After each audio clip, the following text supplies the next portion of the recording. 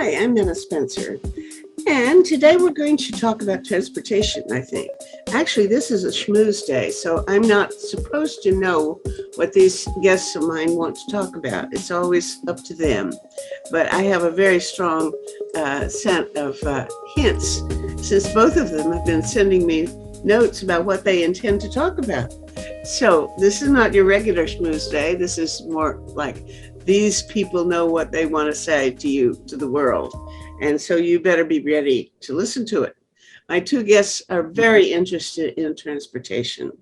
I'm going to ask them each to say a bit about themselves, to introduce themselves, since I should have made a note in advance and I forgot to do that.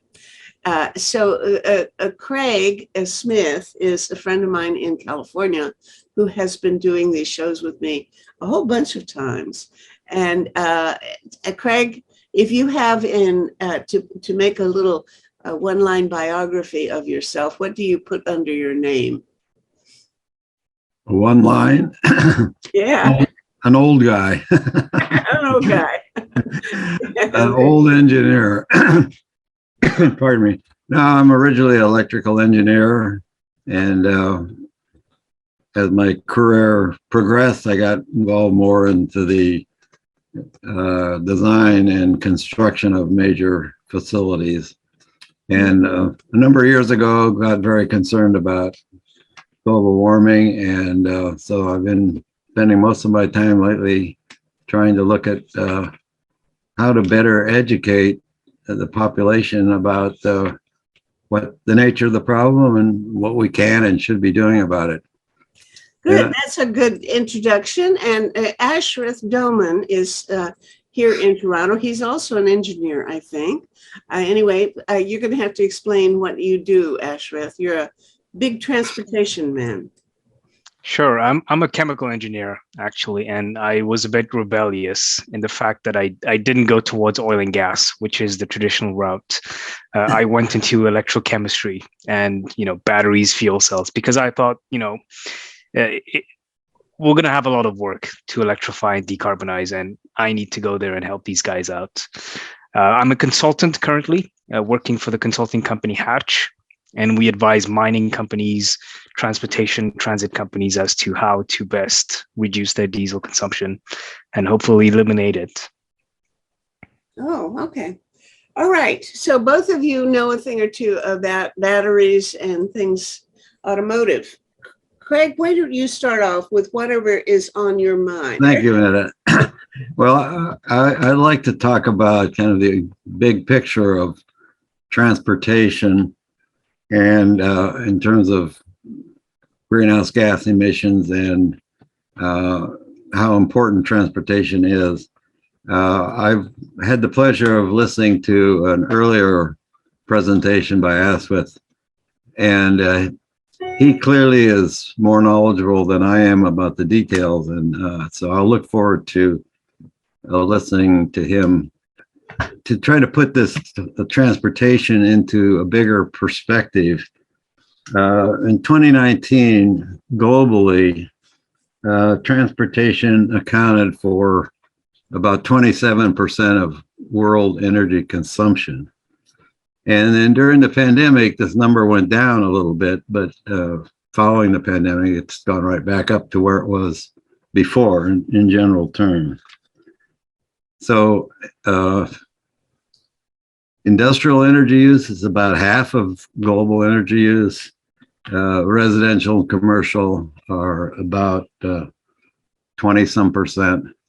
And the balance is transportation. So it's a very important part of the sources of greenhouse gas emission.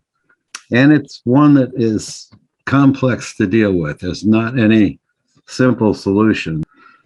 Energy for transportation takes many different forms, not just petroleum. Gasoline is used in cars and light trucks and motorcycles and all kinds of things. Aviation gasoline is used in aircraft, as also jet fuel. And some of the other petroleum products are used in ships and large transportation systems, trains, and so on. The majority of transportation energy is derived from petroleum, from oil, about 89 or 90%. The largest part of that, in turn, is gasoline, about half of it. But then, in addition, there's distillates, diesel fuel, residual oil used in ships, and jet fuel. Non-petroleum sources for transportation include natural gas, 4% or so, biofuels, about 5% of the total, and miscellaneous, other, propane, electricity, just a couple percent. So those are the kind of the numbers we look at today and present a picture of the challenge. Meta, with your permission, I'd like to try a share screen thing and put up a graph here. Yeah, sure. That's global energy breakdown in 2019. Oh, yeah. And you can see that transportation is a little more than 1/4 of the total. Yeah, I've got some grievances about that. You know, I really get onto my friends for taking trips when they don't need to. You know, I am kind of not very nice that way because I've hurt my friends' feelings sometimes for going places where I think they don't. Unless they're driving electric, powered by a clean grid, which is a pretty rare combination these days. Yeah, it's not everywhere. Most people fly. Then of course they rent a car. I just think we could. That's one of the places where it's pretty easy to cut back. That fairly about a quarter of that pie chart was for transportation, and we don't have to spend all of that going places. We could just stay home and talk to each other on Zoom. So, excuse me, but there I've delivered my opinion. Now you guys are free to continue. I'd like to put up one more graphic. Okay, so here you see natural gas at the top of that pie chart, and then biofuels and other. At 2%, that includes our electric vehicles right now. So here again, this is just for the U.S. That gold wedge is the other, meaning good things. All the good things are in that tiny little gold slice, right? So that's kind of a picture of our challenge. We want to expand that yellow wedge to be much more. Oh, yeah. Well, I'd like to jump in and say, you know, if we look at the global transportation system, let's say on a flight you had 400 passengers and they were going somewhere. If these 400 people were each driving their own car, they would end up emitting more per unit of distance traveled than this entire jetliner, this jet plane that's carrying all 400 to one destination. And that's how these airplanes have been designed, actually. If you look at the trend, they've had large planes like the Airbus A380 that can hold 800 passengers. They realized it was too big. They could never get all these seats filled. And it only works when you fill up all the seats. When the airplane is full, then your emission per person is low.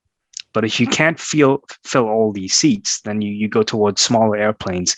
And that's what we're seeing today, is that these medium-sized planes are being filled to the max capacity. And that is true. Many people take trips for leisure, not necessary, non-essential trips. And we can argue both ways to say that, is it really necessary for humanity, or for mental health, or for visiting family? But per passenger, a jetliner is actually less emission intensive than driving your own passenger car. And I think, Craig, you may argue with me or you may disagree, but I think I think you'll think it's correct, right? No, I wouldn't argue with you. I agree, and I think it'd be useful. I really enjoyed your earlier talk, Astrid, and I think it'd be useful if you could kind of go through some of the decarbonization techniques and challenges that we face, as you talked about earlier. And I know people are always asking me about, well, electric vehicles really going to be good, and what about batteries, and terrible problem to dispose of batteries. I think there's a lot of misinformation out there. And Sure. But of course, to really get the advantage of electric vehicles, we have to power them with with electricity generated from renewable sources. If we just burn fossil fuels and generate electricity, there's no advantage, obviously. The heavier the vehicle we're looking at to decarbonize or to electrify, the harder it is. So it's very easy to electrify and decarbonize a small personal car for short distances. It's a little bit more difficult for the same car for longer distances. That's why we have, high-tech cars like Teslas. When we get into vans, buses, trucks, that's where it gets difficult. And the reason is because batteries are heavy. For the amount of weight that the battery adds to the vehicle, you have to end up spending more energy carrying that battery. And so your effective range decreases, and it's also more expensive. Therefore, the more batteries you add, the less range you have, and the more it costs. And that is a situation where it's a lose-lose situation. We don't win in that situation. And to add to Craig's point, you can end up doing all this and spend all the money getting it done. But then if you're recharging these batteries from a grid that is not clean, or that is a grid that is carbon intensive, that like most of the US is, then all your effort is, I guess it's not as good as it can be. However, there are certain grids. Let me poke at that. Yes, the go ahead. Now is, if you get, let's say you have an electric car and you're virtuous because your car is not electric, but you get your electricity from coal-powered electric plants or something. Are there still a lot of those functioning? And that means that your electricity is already bad before you go anywhere, right? So how much worse are you for, I mean, what's if you give people gold stars for good behavior, how many gold stars do you give a person just for buying an electric car? And then and how much does that take away from that gold star, let's say, if they are using bad sources of electricity? So it's complicated, but I would say out of 5, I'd give someone 2. And the reason is, you get 2 gold stars because you're doing good. The intention is correct. You're getting the electric car. The problem is the grid isn't ready to supply you yet, but it's coming, right? It'll take some time to decarbonize, for the coal plants to be phased out, and for more solar and wind to come into play. You get more gold stars if you, for example, you put up solar panels on your roof and you charge your electric car from that as much as possible. Right? So then could you get a 5? If you could essentially get a 5. Some people actually do it. They power their vehicle exclusively from what's coming from their roof, and they don't use their vehicle much. So it's not a critical piece of transportation. It's usually their second vehicle. But they make sure that whatever comes out, if it's not sunny, then it's not charging that day. But if it's sunny the next day, then you charge to as much as you can.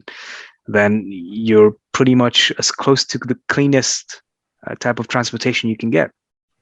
So what are the types of electricity that they're thinking of adopting that would be useful for transportation. Let me give you an example of what I'm wondering. I interviewed a guy, and will again, who's into geothermal. Uh,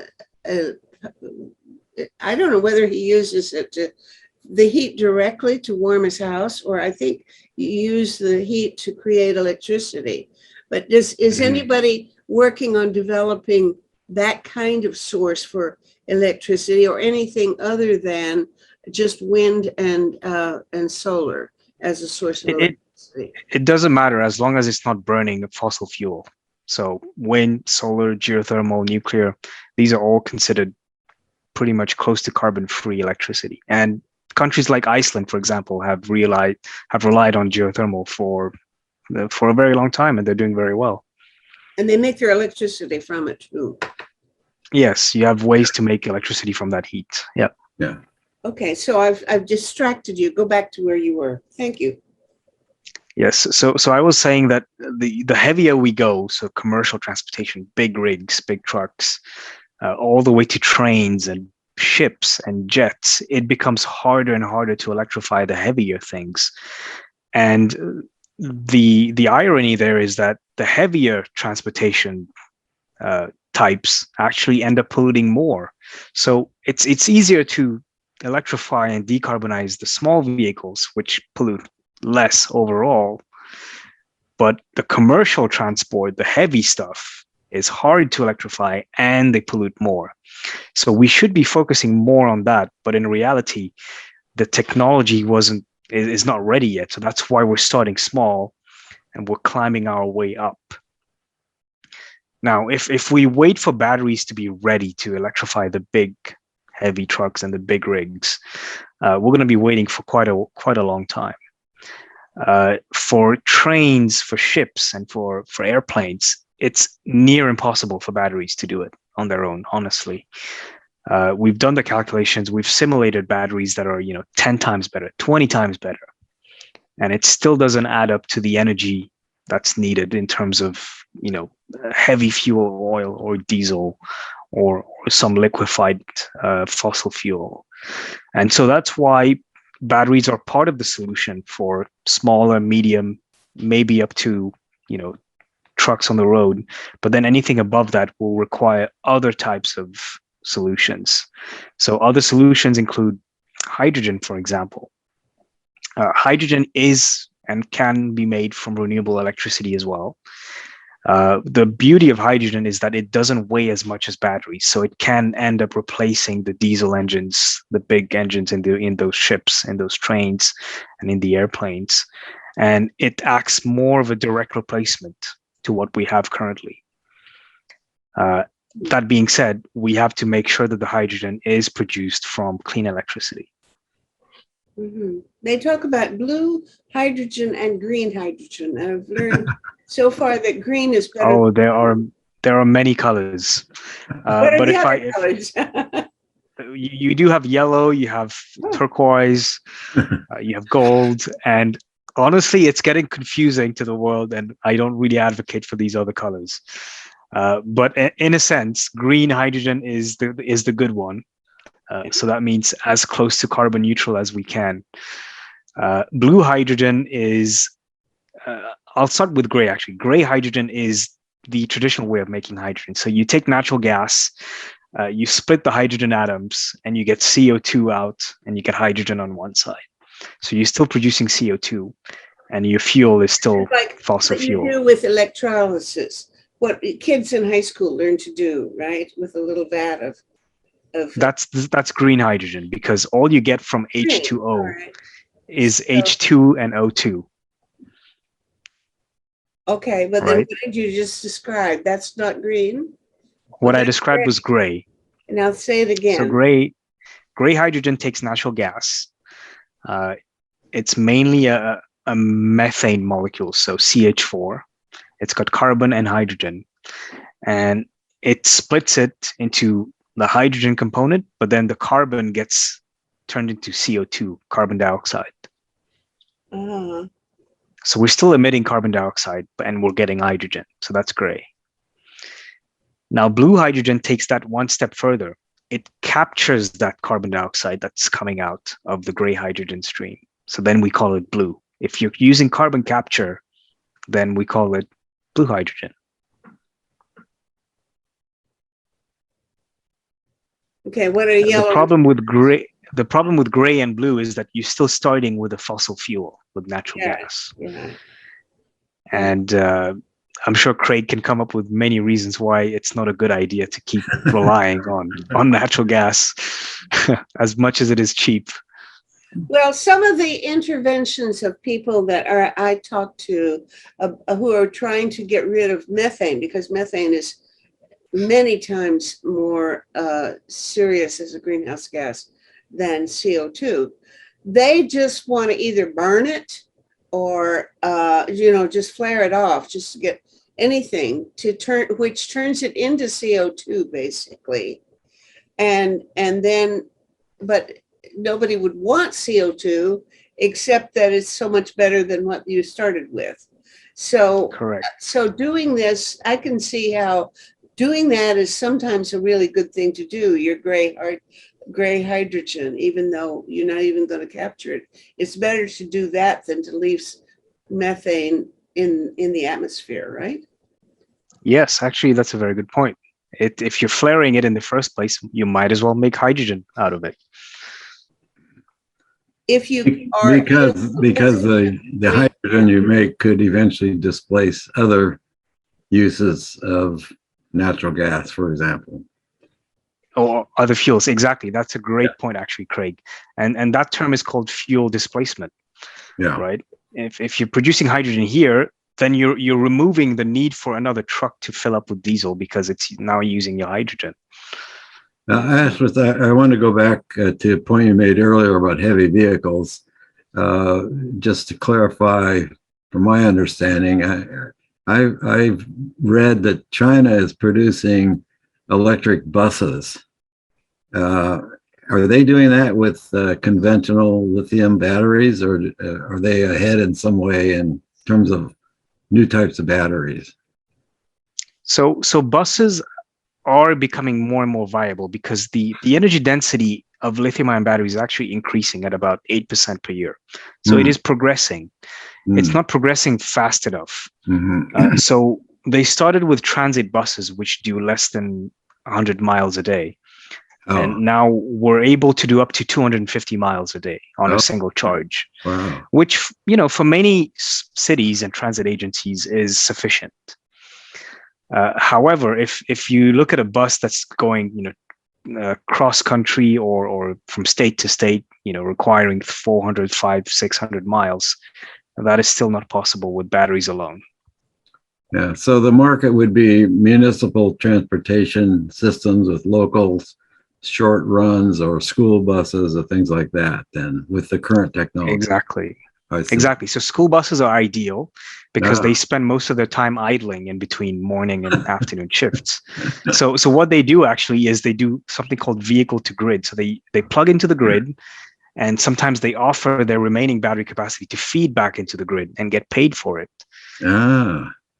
All right. And then they just have to program it to make sure that by the time we have to go back, make sure the battery is at their certain capacity. So then they take back as they need. So that's very interesting. Municipal vehicles as well, very short trips. They work on a shift schedule that can be done very, very well. Okay, thank you. I appreciate that.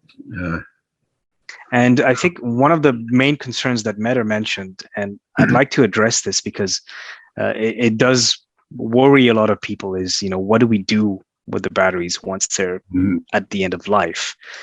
It used to be a big problem, but now it's become increasingly a hot topic because companies are realizing the value of those minerals.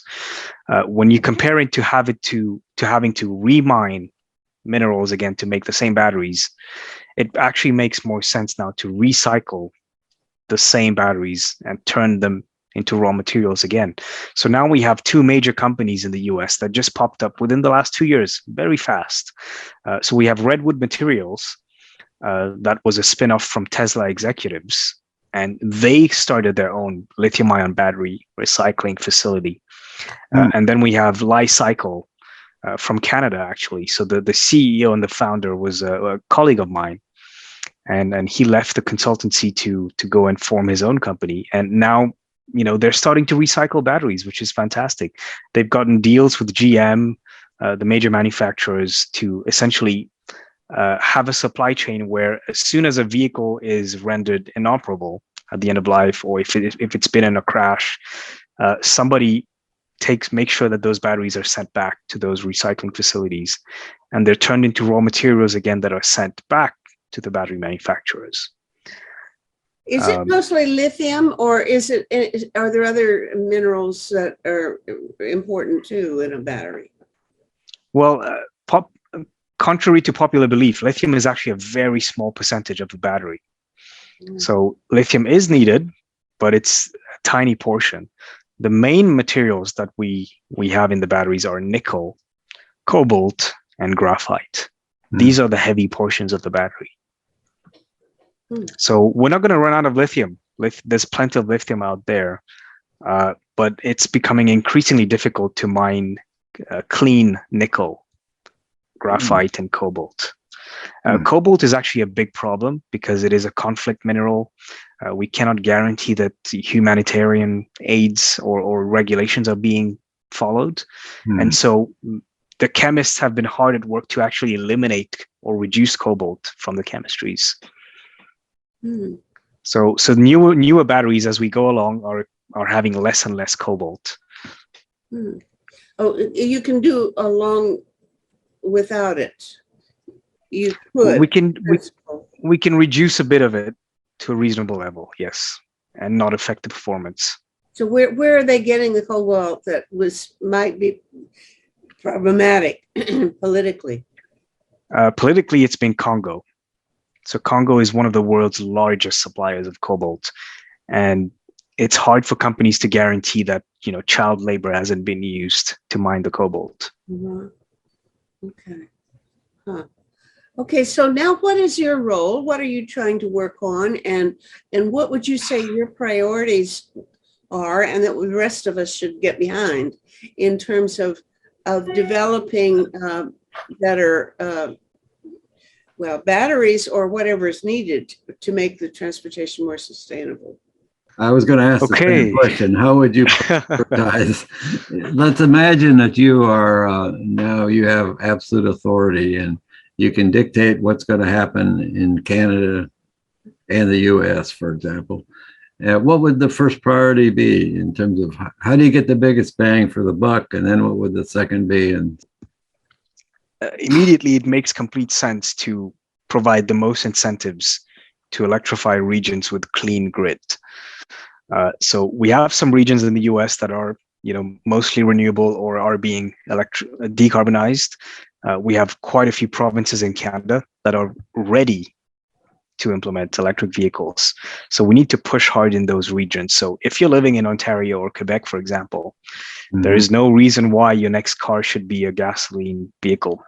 Go electric. It's going to be, it's totally feasible, even for road trips. Secondly, I would say we should look into. Let me interrupt you. You're saying, in effect, that wherever you go, even in the wilds of Northern Ontario, there's going to be a place where you can refill your so-called gas tank, your electric tank on the road. With enough planning. With enough planning. Okay, so how long does it take if you stop to fill her up, how long does it take to do it? So if you have a Tesla, for example, or something that can accept a fast charger, it's usually faster to charge up to 80% and then go to your next destination than to charge up to 100%. The last 20% is really slow. That's why they don't, your trip planning doesn't really do that. So you take 20 to 30 minute breaks and you get up to 80% every time. And then you keep on going. And once you've reached your cottage, then you can plug it into a slow charger from the wall socket. And, it'll be ready in 2 to 3 days while you're, as soon as your vacation is over. Okay. If you need a faster charger, that still does require some planning, because It requires planning. unfortunately, it's not anywhere near as efficient as just having gas, is it? I mean, If you cannot deal with it, that's true, then it'll be difficult. But I think I'm hopeful for the young generation who are into, getting some fun out of planning the trip. okay. So I distracted you. Go back to work. Thank you. Yeah, no worries. So strongly consider electrifying if you're living in a country or jurisdiction with a clean grid. And Norway is actually doing it very well. They are the world leaders in vehicle electrification. I think they're going to reach more than a quarter of the vehicles on their roads are fully electrified, which is amazing. Secondly, I would say we need to look into a more holistic approach. So when we think about exhaust emissions, we have tiny carbon particles or black carbon. We call that soot. And they're more prominent in diesel engines where you see this black smoke coming out. And when this settles on ice or snow, it absorbs the sunlight. So black, as you all know, the color black gets hotter when exposed to the sun. So those tiny black particles get really hot and they melt the ice and the snow around it, which causes even more damage. And so it's something that not many people are seeing, but we should really have all these vehicles that are on the snow belt where it snows to electrify those first, because then you're preventing even more damage from melting the snow and ice in those regions. And effectively, I would say they should be banned in the Arctics because, why have black soot melting the ice over there? And that's a policy decision that I think needs to be addressed, because all the incentives right now are targeted towards the big cities. And we have very little attention being put into these jurisdictions where you have critical ice and snow that need to be maintained. Well, that's really important, because I've been talking to people about Greenland and the Arctic a lot. But now what I'm wondering is, isn't it true that soot can go great distances? So just because if you all used only electric in the snow area, that doesn't mean you're not going to get some soot on your ground. Because in Greenland, I think what they're saying, there's not much of a population in Greenland. And so they're getting stuff on the snow in Greenland, quite a bit of it. But some of it, they think, came from those forest fires in Siberia. It goes up and then it comes down someplace far away.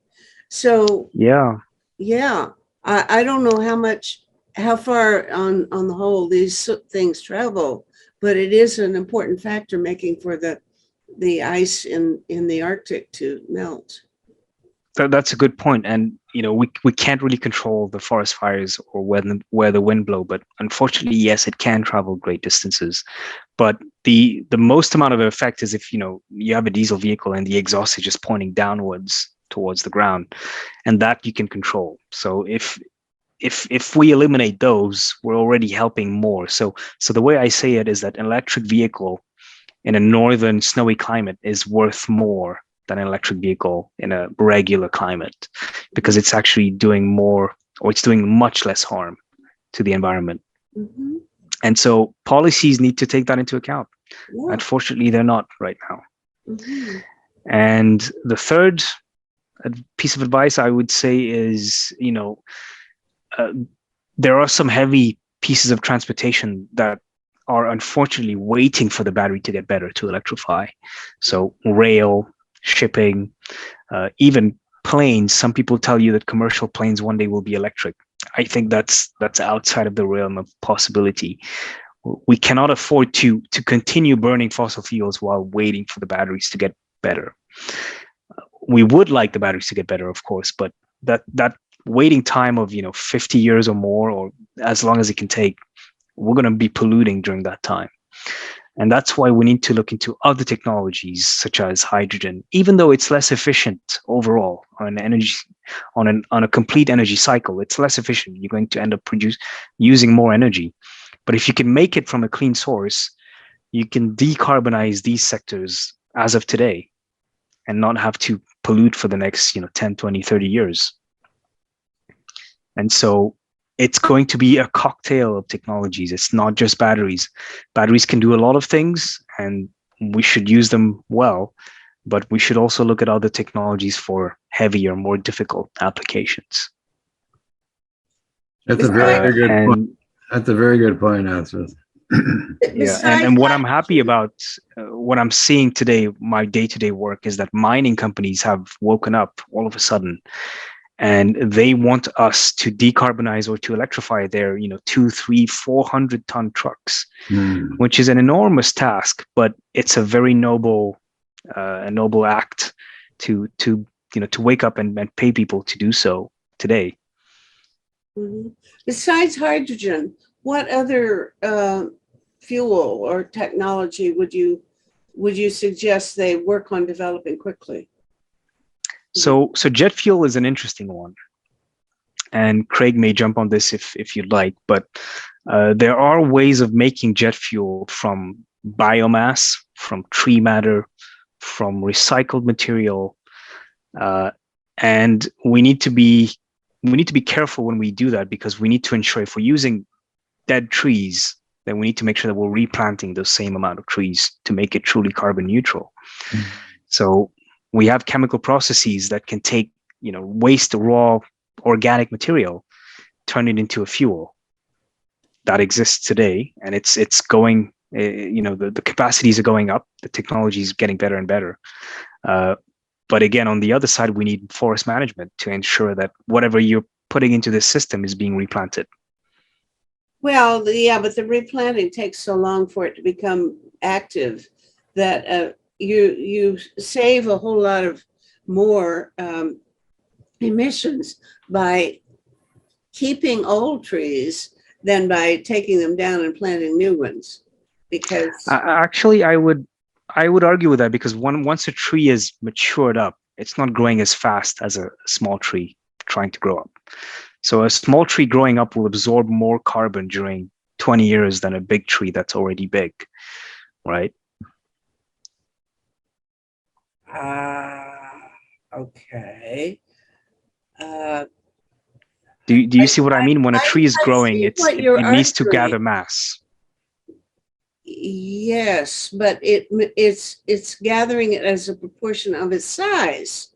So even if you have a tiny sapling and it's grown, it goes 50% per year, and compare that to a big tree which only grows 2% per year, but it's so big that 2% of a big tree is a whole lot more than 50% of a tiny tree.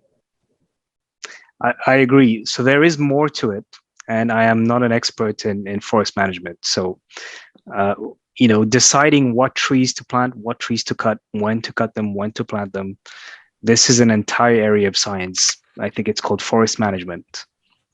Yeah, and they need to work very hard with they these. They are working on it, and companies. I think when I said that it's better to save a big tree than to replace it, I'm pretty sure I'm basing that on what my informants in other talk shows have given me. And I must admit I'm not fully knowledgeable in that, and you are probably correct in that sense, but I need to read up on it. But there's a lot of waste stuff that could be saved. I mean, all these cardboard boxes that and Amazon delivers stuff to me, and that is just total waste, because you could use that for and litter from under trees. I think that if they clean up underneath some of the trees that are just dropping their leaves in the forest, that it creates less of a fire hazard than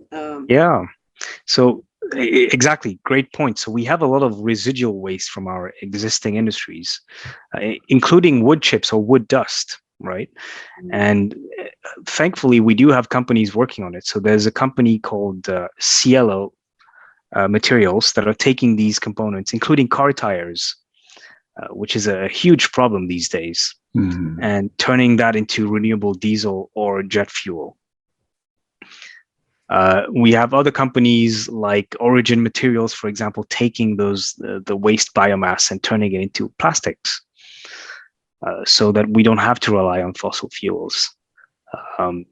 So there's definitely a lot of ways to create renewable jet fuel, and that's going to be one key thing. Getting planes to run on hydrogen is an ideal dream, and some companies are working on it. We've started working on it. It may change the shape of the plane because hydrogen tanks are essentially tubular or spherical. They're not very flexible in that sense. So it'll take time for the airline industry to fully adopt it. But once we get there, then we can produce lots of hydrogen from clean energy, clean sources, and power airplanes. Well, so the engines are not the problem; it's the storage. I'm only looking at the United States figures, which are different from global figures, but after considering vehicles and small and large trucks, the next largest use of fossil fuels for transportation are aircraft. And I was surprised to read just a few days ago, maybe a week ago, maybe you saw this too, that there was a commercial air flight by United Airlines from one city to the next, a distance of, I think it was 600 miles, where they flew this commercial flight with a 2-engine jet, one engine running on biofuels.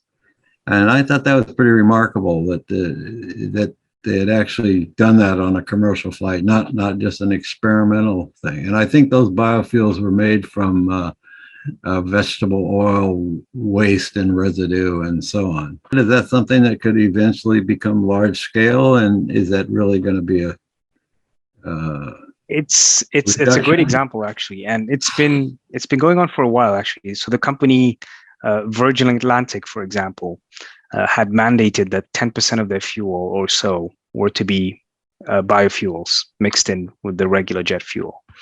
The problem with biofuels is it's the same argument as the trees. You have to grow these plants, these algae, or whatever we're making these oils from in order to make jet fuel. So we grow them, we cut them, we make fuel, and then we have to grow them again to reabsorb that carbon that's emitted when the engine burns the fuel. But yes, it is a way to do it, and it's going to unfortunately take up a lot of farmable or arable land, and that's the argument that one of the famous oil and gas companies, Shell, went against. So at some point, if you remember, during the past 10, 20 years, everybody was advocating for ethanol to be mixed into gasoline as a fuel. And Shell came in and said, well, you know what? This land can be used for food and people are dying from hunger. We're not going to do this. So there's the argument is still open for that, do you use land for fuel or do you use land for food? Right. What about the algae? Because you could use that in lakes and ponds and oceans, maybe. I don't know. Can you raise algae in oceans? Yes, you can, actually. So if we're smart about it, we could be strategic as to where we grow them and how much footprint we use. Okay. There was another thing I saw recently, which I was really surprised about.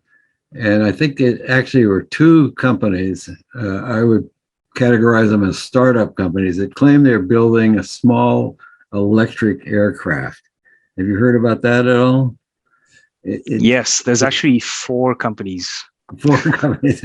Does that make any sense at all? Do you think so? Feasible? 2 years ago, I would have told you no. They're crazy. Okay. But I have a few friends actually working in these companies, and they're very specific in their target market. So these aircrafts really push the boundaries as to what's possible with batteries. Yeah. And it is impressive that they can get a range of 200 to 400 miles out of it. Really? With 2, 3, 4 passengers maybe. Mm-hmm. And what they're trying to do is to say, okay, uh, people who have tight schedules don't want to deal with traffic jams. So I'll pick you up from the top of your building and I'll take you to the airport. I'll pick you up from the top of your building and take you to somewhere else, all the while avoiding traffic jams, or the hassle of everyday life. And so if you look at it that way, it makes sense. And there's actually a company doing commercial service from in Vancouver, from the mainland to Vancouver Island, and they just keep doing it back and forth as a shuttle, right? So It's electric? It's electric. It's fully electric. So small, short range, small passenger craft can be electric. I was pretty impressed by it. I thought it wasn't really possible, but it is. Yeah, well, I read also about I think in San Francisco, an electric ferry. Yes, there's one from Germany. There's one in San Francisco. Yeah, there's so one in that was Vancouver. Yeah. So well, short trips with the as a electric taxi, planes.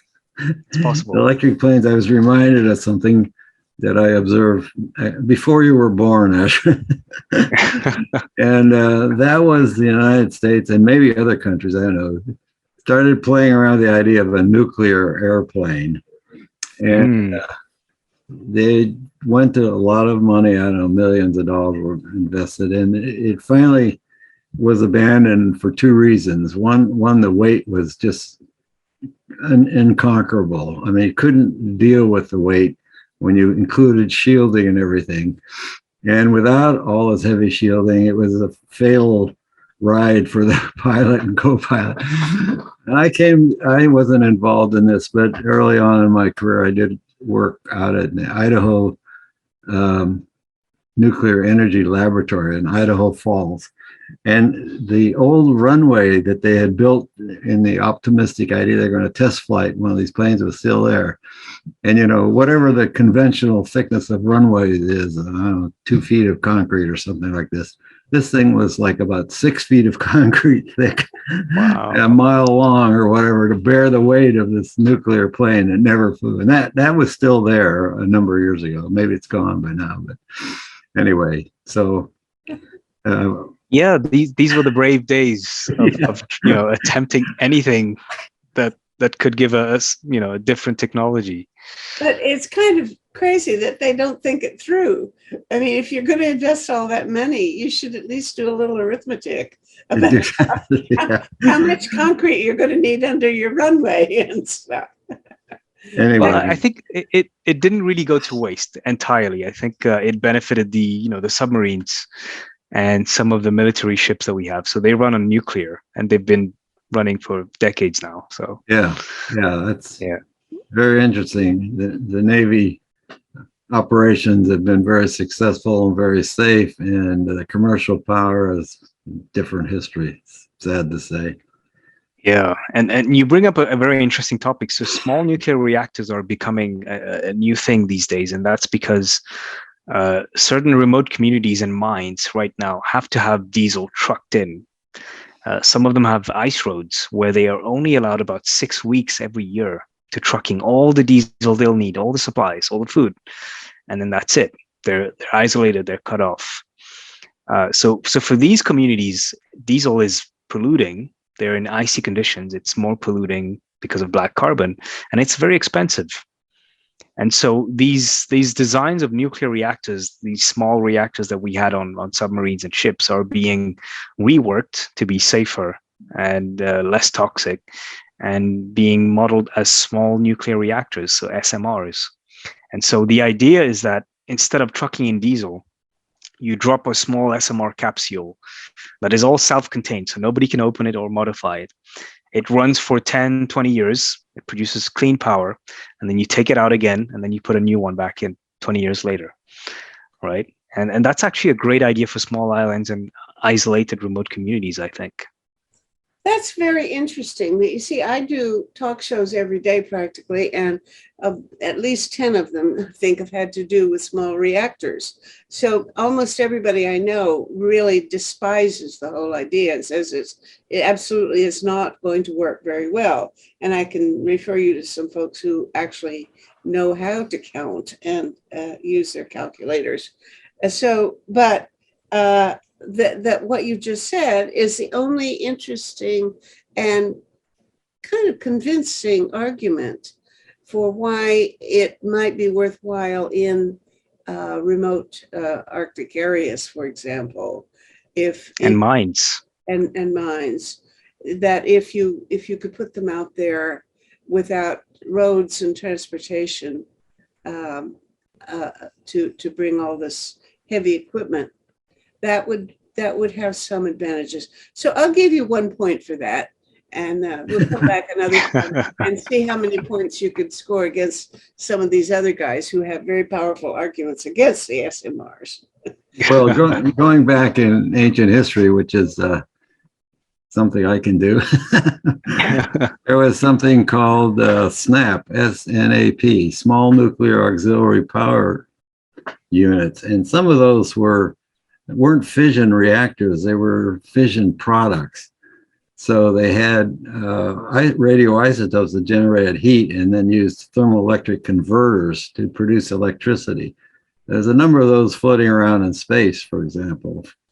So I'm wondering, Ash, with the power plants you're talking about, were they fission reactors or were they radionuclides, or do you know? Oh, they're fission. So they do have a fission reaction. They make steam. Yeah. Well, and maybe on a small scale in a select community where people are accepting, that might be useful. I would be skeptical that it would have a material impact on greenhouse gas emissions because it would take thousands of them to make a real difference.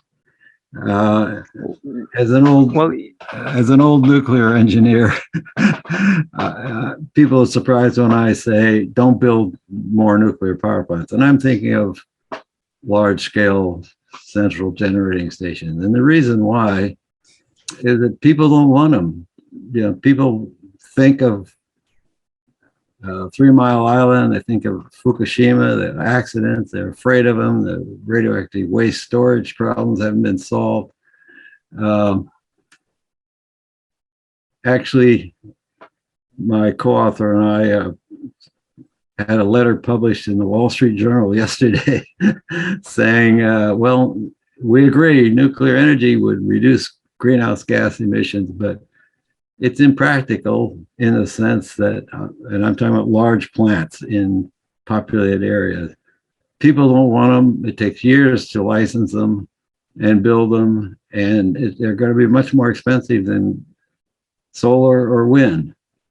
But the idea of a small package unit, if I could call it that, in remote areas, that might make sense. It's probably not going to help with a long-term solution, however.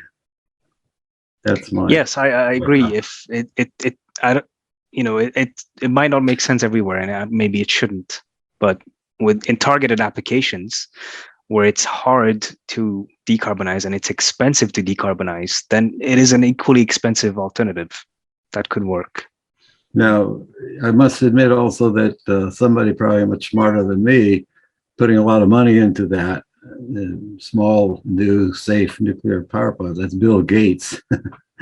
So he's putting, I don't know, his millions into supporting a company that's doing that. But I'm just skeptical that when I look back what happened in the commercial field and the lengthy delays in licensing and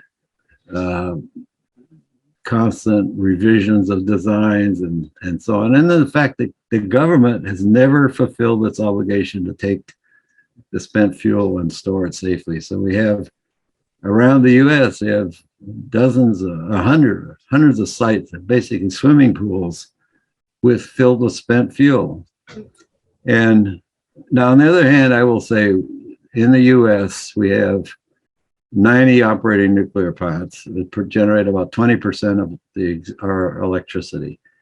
And I firmly believe we should keep those plants running as long as it's safe to do so. Some of them are near the end of their lives, but they can have their refurbished, extended, they can have whatever change, and that should all be done. We shouldn't shut those down prematurely.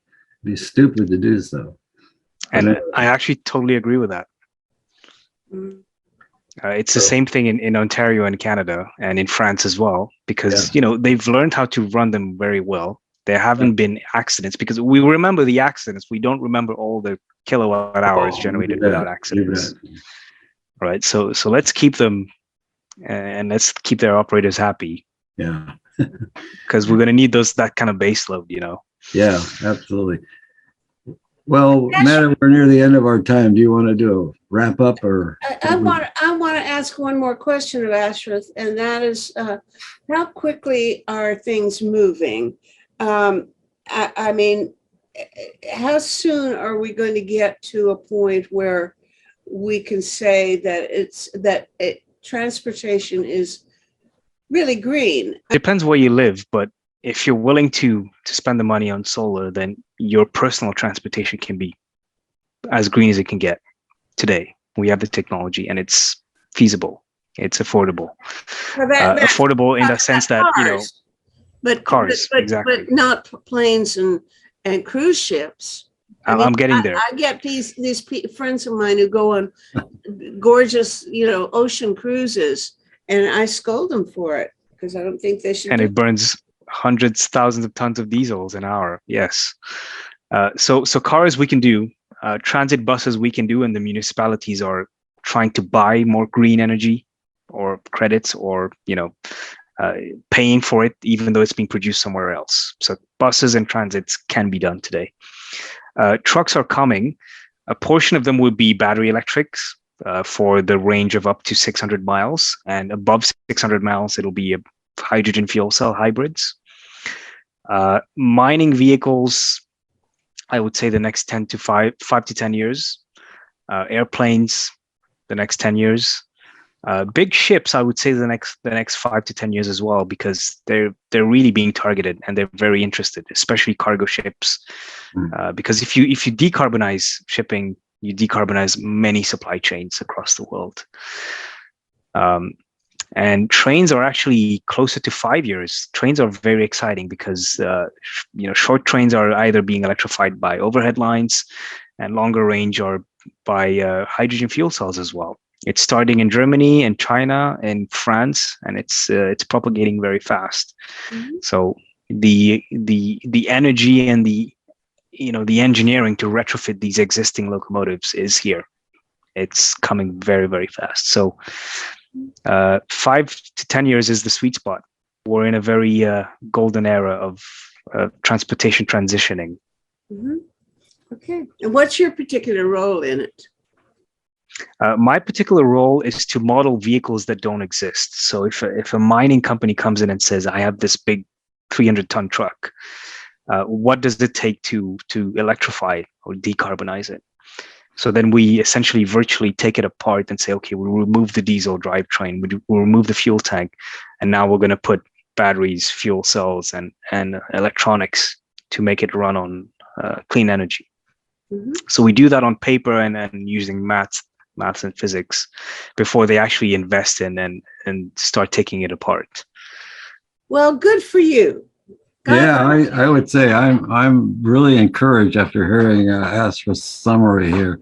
What we need to do is clone him and get 1,000 other young men and women working on problems like this. It's very encouraging. Transportation is the most difficult area to deal with, I think. And I heard a lot of really great ideas today. And can I put up one more slide? Everybody should read that book. All right. That's perfect. Yes, definitely. Okay. Well, I will have you. Thank you both. It's been fascinating and productive, and I hope lots of people listen to it. Take care. Right, have a great day. Having us. Thank you very much. Thank you. Nice to meet you, Craig. Yeah. Project Save the World produces one of these shows 3 days a week and sometimes more. This is episode number 400. You can watch them or listen to them as audio podcasts on our website, tosavetheworld.ca. Eventually, we would post the transcripts there. And when you get to the website, do look around because we have conversations going on there all the time about 6 global issues, plus potential reforms in governance, economics, and civil society. To find a particular talk show, Enter its title or episode number in the search bar, or the name of one of the guest speakers. After you've watched or listened, scroll down and share your thoughts about the show with the other viewers. This is the place for dialogue, so please join in. See you there.